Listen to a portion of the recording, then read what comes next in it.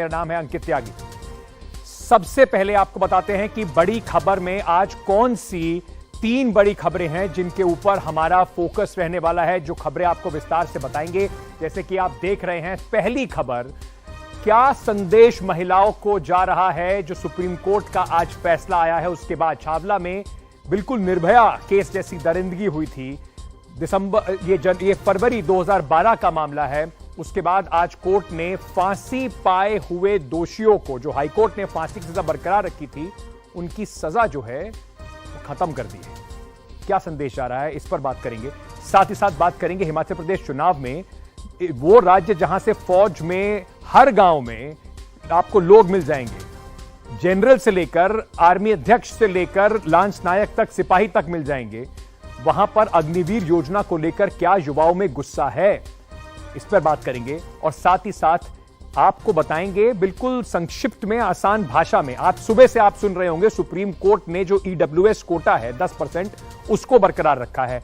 उसका वो क्या है पूरा ईडब्ल्यूएस कोटा, क्या सुप्रीम कोर्ट ने कहा और उसका असर क्या होगा, बिल्कुल आसान शब्दों में बने रहिए हमारे साथ, आपको बताएंगे। सबसे पहले सीधे आपको लिए चलते हैं हमारी पहली बड़ी खबर पर और आपको बताते हैं कि किस तरीके से आज जो एक सुप्रीम कोर्ट का फैसला आया, छावला रेप और मर्डर का जो केस है उसमें, उससे काफी सारे लोगों में नाराजगी भी है और कई सवाल उठ रहे हैं। पूरा मुद्दा क्या है, मैं आपको पहले वो समझा देता हूं और फिर उसके बाद इस पे थोड़ी आगे चर्चा करेंगे। क्या रिहा होंगे निर्भया जैसे कांड के जो दोषी हैं, क्योंकि सुप्रीम कोर्ट ने कम से कम आज ये मोहर लगा दी है और ये बड़ा फैसला दिया है। 2012 में छावला में एक रेप और मर्डर कांड होता है जिसमें सुप्रीम कोर्ट जो है उसने तीनों दोषियों को मौत की सजा जो है उनकी पलट दी है। ना सिर्फ मौत की सजा जो निचली अदालत और फिर हाई कोर्ट ने फांसी की सजा सुनाई थी वो पलटी गई है, सुप्रीम कोर्ट ने तीनों आरोपियों को रिहा करने का भी आदेश दे दिया है। सुप्रीम कोर्ट की 3 जजों की बेंच ने यह बड़ा फैसला सुनाया है। फरवरी 2012 का ये बुरा मामला है। मैं आपको थोड़ा सा इस केस के बारे में आपकी याददाश्त ताजा कर देता हूं। छावला रेप और मर्डर केस है क्या। फरवरी 2012 में 3 लड़कों ने एक 19 साल की लड़की को अगवा किया और उसके साथ 4 दिन तक बलात्कार किया और उसके बाद बहुत बुरी हालत में, शत विक्षित हालत में उसका शव बरामद हुआ। ये लड़की अपने एक कॉल सेंटर में काम करती थी, वहां से काम करके वापस आ रही थी। इन लोगों ने उसको वहां से अगवा करके उसके साथ ये दरिंदगी की। पोस्टमार्टम रिपोर्ट में लड़की के साथ दरिंदगी की पुष्टि भी हुई। गैंगरेप के बाद हत्या कर शव को जलाने की कोशिश की गई सबूत मिटाने के लिए। 3 लोगों की इसमें गिरफ्तारी हुई। 2014 में तीनों को रेप और हत्या का दोषी ठहराया गया और इनको मौत की सजा दी गई। हाईकोर्ट में फिर इस सजा को बरकरार रखा गया। हाईकोर्ट ने सजा के ऊपर अपनी स्टैंप लगाई, अपना अप्रूवल लगाया, लेकिन सुप्रीम कोर्ट ने चंद सेकंड में आज आए, जो तीनों जज की बेंच थी, और वहां पर कहा गया कि इन तीनों को निर्दोष बोलते हुए इन्हें कहा गया कि इन्हें छोड़ दिया जाए। इस फैसले की जो प्रमुख बिंदु हैं वो अभी आने बचे हैं। किस बिना पर ऐसा कहा गया, इन सब चीजों पर बात करेंगे। लेकिन जब भी इस तरह के कोई मामले होते हैं और सवाल हमेशा यही उठता है कि निर्भया के बाद शायद और कोर्ट भी बड़े सख्त हो जाएंगे, देश के लोग भी बड़े इस पे बात करेंगे। इन सब प्रोटेस्ट में, गुस्से में हम भूल जाते हैं उस परिवार को जिसके ऊपर ये बीतता है। इस वक्त मेरे साथ इस पूरे जिन्होंने ये झेला वो परिवार, उस लड़की के माता पिता हमारे साथ जुड़ रहे हैं। बहुत मुश्किल होता है ऐसे समय में बात करना। मैं आपको सीधे उनके पास लिए चलता हूं और कोशिश करते हैं उनसे समझने की कि इस वक्त उनके दिल पर क्या बीत रही है। सबसे पहले मैं आप लोगों से ये जानना चाहता हूं और समझना चाहता हूं कि आज का जो दिन है वो कितना मुश्किल है आप लोगों के लिए। हाँ, बड़ा बेकार दिन रहा हमारे लिए आज का। उम्मीद लेके आए थे सुप्रीम कोर्ट में कि इंसाफ मिल जाएगा, पर ये तो ना उम्मीद लेके जा रहे हैं हम यहाँ से। क्या करें। उम्मीद लेके आए थे कि आज हमको इंसाफ मिल जाएगा, मेरी बेटी की आत्मा को शांति मिल जाए। 11 साल हो गए, 11 साल से भटक रहे थे। दामनी से आगे का केस है, अभी तक लटक रहा है। दामनी को बेचारे को इंसाफ मिल गया, हमें नहीं मिला है। इसलिए कि हम गरीब है, हमारे साथ जनता नहीं है, मतलब नेता नहीं है, कोई नहीं है, इसलिए इंसाफ नहीं मिला होगा। पर क्या आपको लगता है कि आज का जो फैसला है उससे आपकी बेटी को वो न्याय नहीं मिल पाया, वो जो चाहती थी, वो जो होना था, जिस तरीके से आप लोगों ने उम्मीद जताई होगी, वो नहीं हो पाया? एकदम से छोड़ दिए, एकदम से उन्होंने तो ऐसा झटका दे दिया हमको कि हद से ज्यादा ही।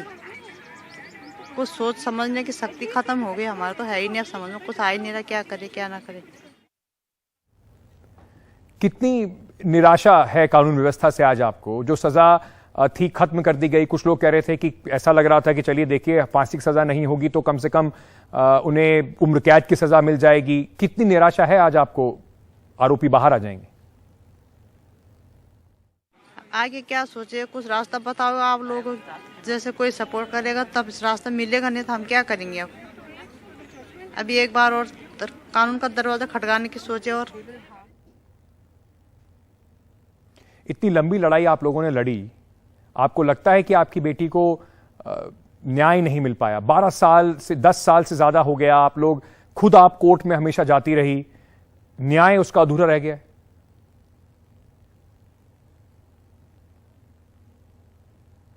न्याय पूरा कहाँ हो पाया? अब 20 रास्ते में छोड़ दिया उन्होंने तो। अब शाम को घर चले जाएंगे हमसे पहले।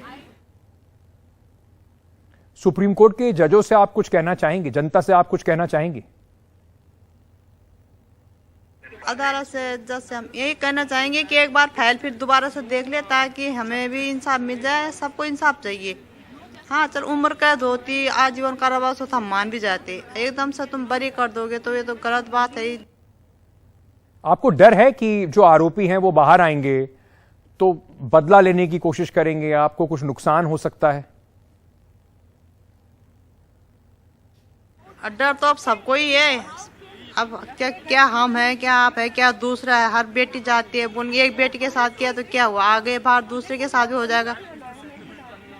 हर किसी को डर तो है ही। अब जब बाहर निकलेंगे तो। पीड़िता के पिताजी भी हमारे साथ हैं। जब आप कोर्ट में जाते थे इस पूरी कानूनी लड़ाई के दौरान, तो जो आरोपी थे वो कभी ऐसा हुआ उन्होंने कुछ कहा हो आपको, कुछ बात हुई हो आपकी उनसे? आरोपी ऐसे थे, और आरोपी जो है उसमें 3 है। आरोपी जो है वो जो है टेढ़ी नज़र के देखते थे और हाथ का इशारा करते थे, काट देंगे, बाहर निकलने के बाद काट देंगे। क्या नहीं झेला हमने। मैं आपको वही कह रहा हूँ कि जो मुश्किलें हैं, जो दिक्कतें हमने झेली है, वो कोई तराजू में तोल के वजन नहीं किया जाता, लेकिन ये जिस पे बीतती है उसी को पता चलता है। बहुत दुख है और हमारी संवेदनाएं आपके साथ हैं। उम्मीद करते हैं कि आगे की जो आप कानूनी लड़ाई लड़ेंगे, क्योंकि रास्ते अभी पूरी तरह से बंद नहीं हुए हैं, उम्मीद है कि किसी तरह से न्याय तक जरूर पहुंचेगा, क्योंकि बहुत ही दर्दनाक घटना थी। अगर मैं आप लोगों को बताऊं तो ये जो पूरी घटना थी, ये काफी दर्दनाक घटना थी। और ये सवाल जो मैं उठा रहा हूं, ये पूछ जो हम रहे हैं कि इसका मैसेज क्या है महिलाओं पे, लड़कियों को, इसका मैसेज क्या जाएगा इस देश के अंदर। ये इस वजह से भी पूछा जा रहा है कि कुछ घटनाएं अभी हाल ही में इस तरह के रेप के दोषियों के साथ हुई हैं, या कोर्ट से या अदालतों से या सरकारों से जिस तरह की कुछ पहल हुई है, जिससे लोगों में थोड़ा एक भय का माहौल जरूर है। ये मैं क्यों कह रहा हूं? बिल्किस बानो के केस में 2002 में जो केस हुआ था, उसमें बिल्किस बानो का रेप हुआ, इनकी बच्ची को मार दिया गया, इनके परिवार के और भी लोगों की हत्या हुई। उसमें जो गैंगरेप के 11 गुनहगार थे उन्हें रिहा कर दिया गया, उन्हें छोड़ दिया गया है कि बहुत समय से वो लोग कोर्ट में थे, जेल में थे, उन्हें छोड़ दिया जाए। जेल से छूटने के बाद बाहर आकर उनकी आरती उतारी गई। गुरमीत राम रहीम भी याद होंगे आपको, जिनका चेहरा आप यहां देख रहे हैं। आश्रम में सेविकाओं के साथ बलात्कार के दोषी हैं, अभी भी बाहर आ गए हैं, पैरोल पे पैरोल मिलती रहती है इनको। 2017 में इनको 20 साल की सजा सुनाई गई थी, 40 दिन की पैरोल पे बाहर बैठे हुए हैं। बात ये बार बार उठाई जाती है कि क्या ये सिर्फ इस वजह से हो रहा है कि ये अपने अंधभक्तों के वोट इधर से उधर कर सकते हैं। इस देश की महिलाओं को निर्भया के केस के बाद उम्मीद थी कि वो सुरक्षित सर उठा के कहीं पर भी आराम से जा सकेंगी। इन सब फैसलों से क्या मैसेज हम इस देश की महिलाओं को भेज रहे हैं, ये सोचने की आवश्यकता है। एक ब्रेकिंग न्यूज इस वक्त आ रही है, सीधे आपको ब्रेकिंग न्यूज की तरफ ले चलते हैं। मानहानि के केस में मनीष सिसोदिया, दिल्ली के जो उप मुख्यमंत्री हैं, उनको असम में वहां पर एक कोर्ट ने बुलाया है, कोर्ट में उन्हें समन किया है। असम के मुख्यमंत्री हेमंत बिस्वा शर्मा ने उनके ऊपर किया था मानहानि का केस। मनीष सिसोदिया ने पीपीई किट्स को लेकर असम के मुख्यमंत्री पर आरोप लगाए थे। कहा था कि उन्होंने अपनी पत्नी से जुड़ी हुई एक कंपनी को ये सब ऑर्डर दे दिए बिना किसी टेंडर के। इसको लेकर असम के मुख्यमंत्री हेमंत बिस्वा शर्मा ने उनके ऊपर मानहानि का केस किया था, जिसके लिए मनीष सिसोदिया को अब कोर्ट में समन किया गया है। इस खबर के लिए सीधे चलते हैं मेरे सहयोगी रतनदीप, जो इस वक्त हमारे साथ जुड़ रहे हैं। रतनदीप, ये जो मामला है, कब मनीष सिसोदिया को कोर्ट के सामने अब हाजिर होना है? देखिए, मनीष सिसोदिया को अभी नवंबर के 19 तारीख को असम के कामरूप जिले के चीफ जुडिशियल मजिस्ट्रेट के कोर्ट पे हाजिर होना है।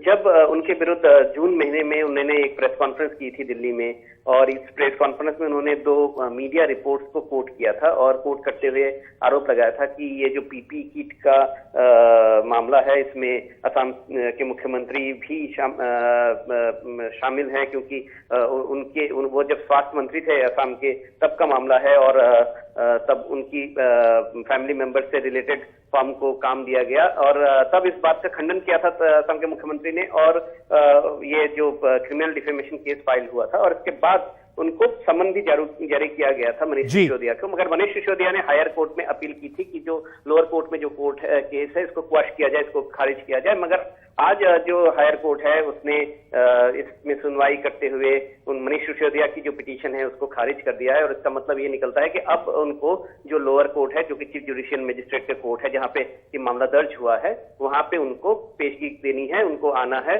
और उनको समन जारी किया गया है। नवंबर की 19 तारीख को उनको वहां पे वहां पे उनको प्रेजेंट होना है। और ये 2 दिग्गजों के बीच ये लड़ाई है। एक तरफ असम के मुख्यमंत्री हेमंत बिस्वा शर्मा हैं, दूसरी तरफ दिल्ली के उप मुख्यमंत्री मनीष सिसोदिया हैं। और ये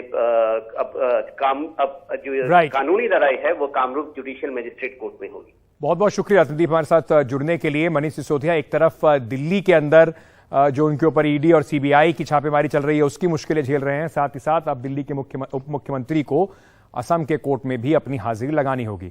आगे बढ़ते हैं और बात करते हैं हिमाचल प्रदेश की, जहां पर चुनावी जो पूरी कैंपेन है वो इस वक्त पूरे शबाब पर है, परवान चढ़ गई है। ये जो लड़के आप देख रहे हैं, इनकी एक तस्वीर आप मेरे पीछे देख रहे हैं, ये वो नौजवान हैं, ये वर्जिश करते हुए जो नौजवान हैं, ये वो नौजवान हैं जो सालों से सेना में जाने की इनको बड़ी ललक है। हिमाचल प्रदेश एक ऐसा राज्य है जहां पर सेना में काफी भारी मात्रा में गांव-गांव से युवक जाते हैं।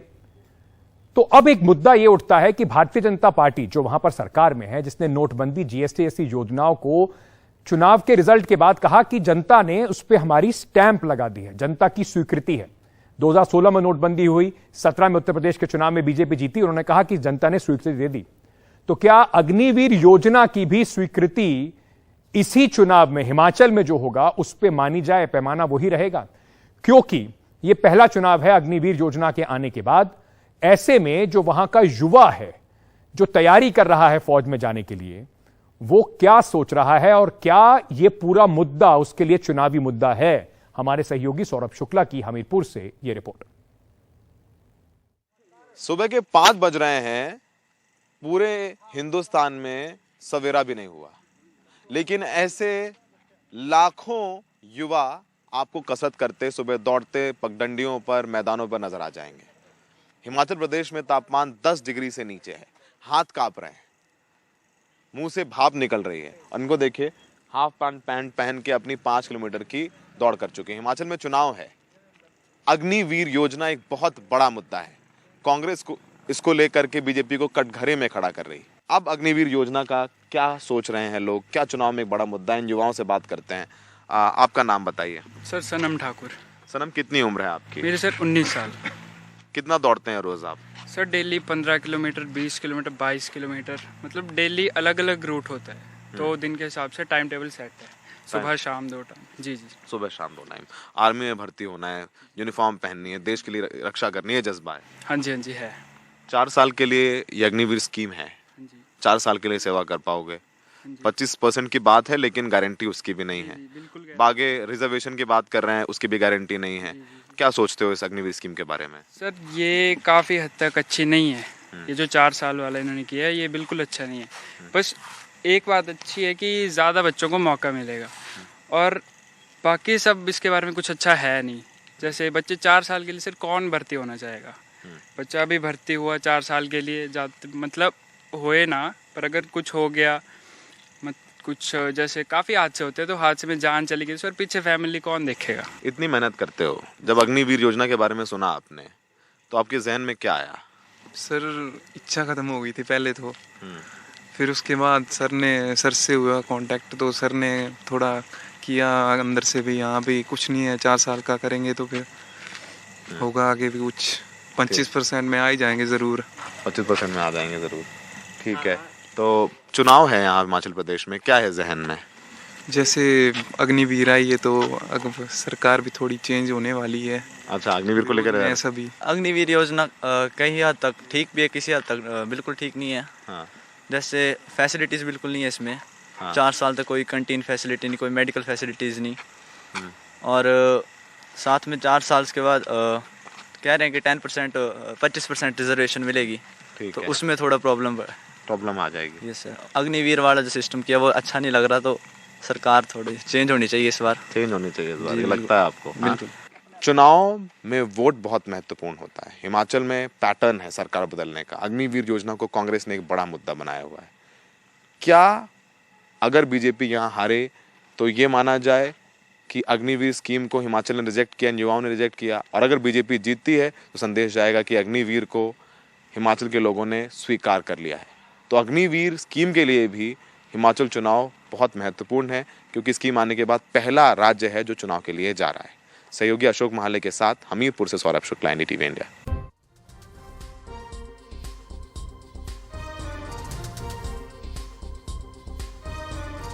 स्वागत है आपका। सुबह से आप खबर में देख रहे होंगे कि EWS का जो आरक्षण है उसके 10% आरक्षण पर सुप्रीम कोर्ट ने अपनी मोहर लगा दी। आखिर EWS आरक्षण है क्या? EWS आरक्षण, सबसे पहले आपको बताता हूं कि इसका मतलब क्या है। इकोनॉमिकली वीकर सेक्शंस का जो आरक्षण है, यानी कि जो आर्थिक रूप से कमजोर तबके हैं, उसके लिए 10% का जो आरक्षण है वो सरकार लेकर आई थी, जिसको लेकर कई लोग सुप्रीम कोर्ट में चले गए थे, ये कहते हुए कि ये जो हमारा संवैधानिक ढांचा है उसमें 50% से ऊपर किसी भी हाल में आरक्षण नहीं जा सकता है, उसके खिलाफ जाएगा। सुप्रीम कोर्ट ने इसको खारिज करते हुए आज इस पर फैसला दे दिया और कहा कि यह मान्य है। अब यह आरक्षण है क्या? इसके अंतर्गत आर्थिक रूप से कमजोर वर्ग जो है वो आता है, जो कि SC ST का जो आरक्षण है, schedule caste, schedule tribe, OBC का जो आरक्षण जहां पर भी हो, उससे बिल्कुल अलग है। तो ये जनरल कैटेगरी, यानी कि जो अपर कास्ट हैं, जो बाकी जो जितनी भी जातियां हैं, उन पर ये पूरी तरह से लागू होगा। जिनकी भी वार्षिक आय, वो कहीं से भी हो, जिनकी भी वार्षिक आय 8 लाख रुपए से कम की है, सिर्फ उन्हीं लोगों को यह आरक्षण दिया जाएगा। सिर्फ सामान्य वर्ग के लिए ही यह आरक्षण होगा, यानी कि जो SC ST और OBC जातियां इससे जो हैं, जिन पे ऑलरेडी आरक्षण की चल रहा है, आरक्षण उस पे कुछ परसेंटेज उसके लिए निर्धारित करके रखा गया है, उन लोगों को इसमें इंक्लूड नहीं किया जाएगा। SC ST OBC जातियों को इससे बाहर रखा जाएगा। तो जो जनरल कैटेगरी होती है उसमें जो लोग आर्थिक रूप से कमजोर हैं, वो चाहे स्वर्ण हो, किसी और जाति के हों, क्षत्रिय हों, बनिए हों, कोई और जाति के भी हों, उनको इसमें इंक्लूड किया जाएगा। सुप्रीम कोर्ट में 103वें संविधान संशोधन की वैधता को चुनौती दी गई थी, जिसके तहत EWS का जो आरक्षण है 10%, वो आरक्षण प्रस्ताव जो है वो पारित हुआ था। 5 जजों की संवैधानिक पीठ ने आज इसे 10% आर्थिक आरक्षण पर मुहर लगा दी है और आर्थिक आरक्षण को 3-2 से सही करार दिया है कि यह संवैधानिक भी है और सरकार अब इसको आगे दे सकती है।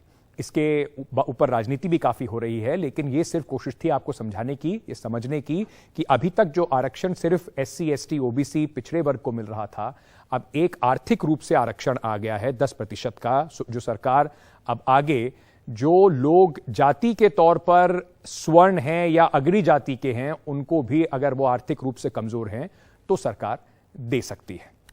यह था हमारा 2 मिनट का छोटा सा एक्सप्लेनर आपको समझाने के लिए। आज के लिए बड़ी खबर में इतना ही। जाने से पहले आज, क्योंकि देव दीपावली है, आज के दिन वाराणसी के गंगा घाट पर ये जो आप देख रहे हैं इतनी सुंदर तस्वीरें ये वाराणसी से आ रही हैं। गंगा घाटों पर सजावट की जाती है और इस वक्त वाराणसी के घाट जो हैं वो काफी रोशन रहते हैं। कई घाटों पर विश्वनाथ धाम कॉरिडोर की आकृति भी उकेर दी गई है इन दियों के सहारे। देव दीपावली के नज़ारे देखने के लिए काफ़ी भारी मात्रा में लोग भी वहां पहुंच रहे हैं, सैलानी भी पहुंच रहे हैं। तो इन तस्वीरों का मजा लीजिए। कल शाम को 7 बजे फिर होगी आपसे मुलाकात बड़ी खबरें लेकर।